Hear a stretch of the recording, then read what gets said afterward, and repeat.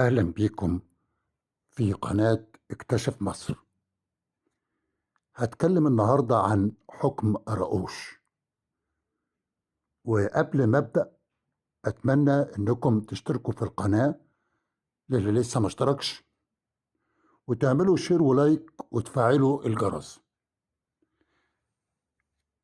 أراؤوش هو أحد قواد صلاح الدين الأيوبي، وكان من أخلص أعوانه وأقربهم إليه. كان قائدا عسكريا قوي، كما كان أيضا مهندس حربي عظيم. كان أراؤوش أمينا ومطيعا للسلطان صلاح الدين. شيد قرقوش أعظم المنشآت الحربية التي تمت في عهد صلاح الدين.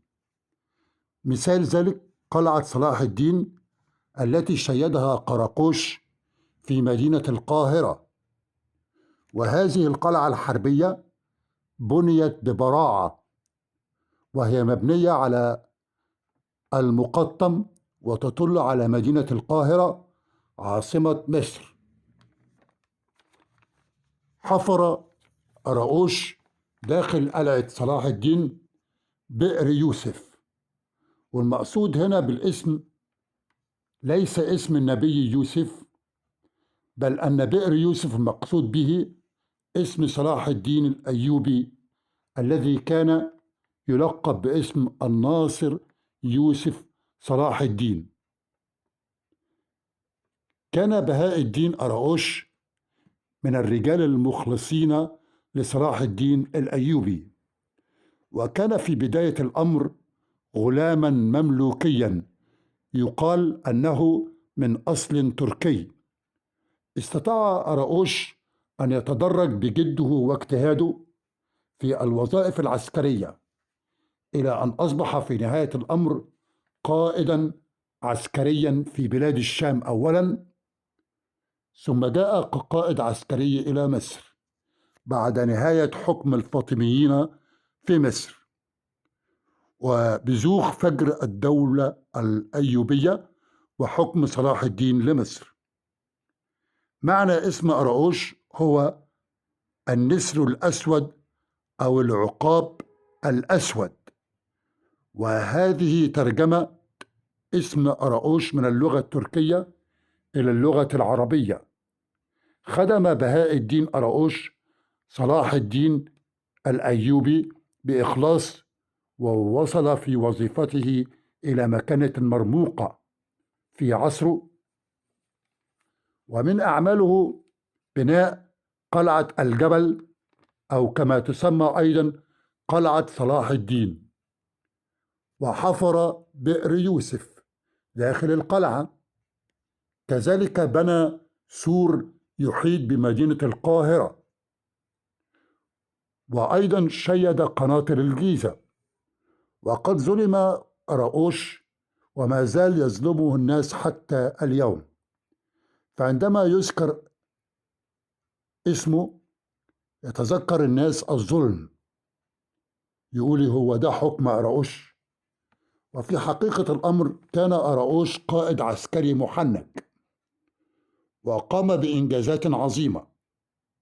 وفي عهد صلاح الدين الأيوبي كتب المؤرخ المصري ابن مماتي كتابا بعنوان الفاشوش في حكم أراؤوش، وتشير كلمة الفاشوش إلى الأحكام الفاشلة أو الأحكام الوهمية. ونحن نقول في اللغة العامية المصرية أن الشيء الذي يجب عمله طلع فشوش، بمعنى أن هذا الشيء طلع كلام فارغ أو فعل فارغ لا مضمون له. لابد أن نعرف أن ابن مماتي ظلم قراقوش في كتابه اللي هو الفاشوش في حكم أراؤوش، وحكى عن أراؤوش حكايات بسيطة وحكايات مضحكة.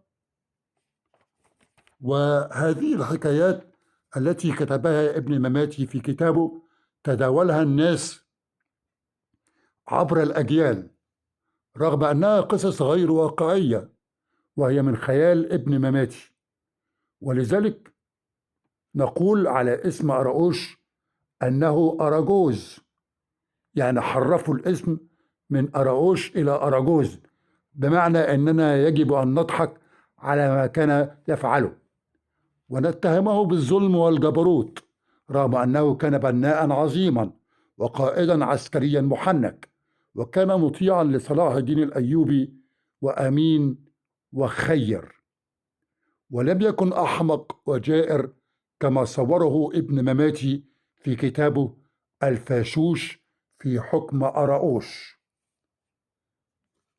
أود أن أقول هنا أن أراؤوش افترى عليه أثناء حياته وبعد مماته، وحتى الآن وهو مظلوم، رغم أنه كان مثال للجهد والصبر والتحمل والنجاح الذي نرجوه جميعا لأنفسنا. فكل منا يريد أن ينجح في عمله وفي حياته. ده اللي أنا كنت عايز أحكيه النهاردة، وأتمنى أن يكون نال إعجابكم. الرجاء تعملوا لايك وتشتركوا في القناة اللي لسه مشتركش، وتفعلوا الجرس علشان دايما يجيلكم الجديد. شكرا ليكم، إلى اللقاء في فيديوهات أخرى قادمة. كان معاكم محمد مصطفى. السلام عليكم.